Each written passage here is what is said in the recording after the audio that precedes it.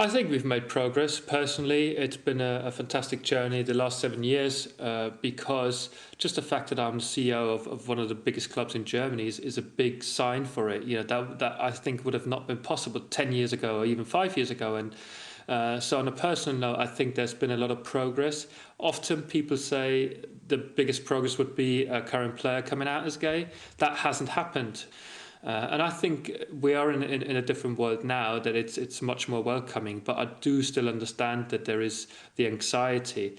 But I keep on telling people that my life has changed 7 years ago when I went public, and it's changed for the better. You know, I had a really good life before as a professional football player, but now it's even better. The fact that I'm CEO of VfB Stuttgart, that I'm still being asked, that I was allowed to have a second career.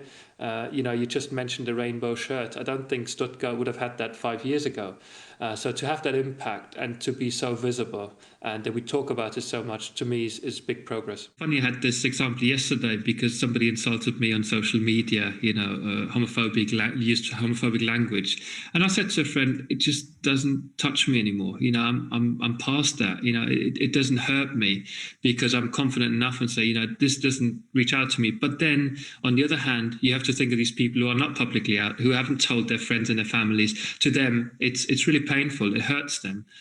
And that's what I mean. It's, I've tried to let people know that they've got to be very careful with the language they use because it's so harmful. And when I look back 10 years ago, it's like I was in that situation. Every time I saw something like it, it did hurt me. And that's why you have to build up the courage and say those sort of comments, the language that people use, you've got to make them aware of it. It can hurt people and you better be sensible with the words that you use.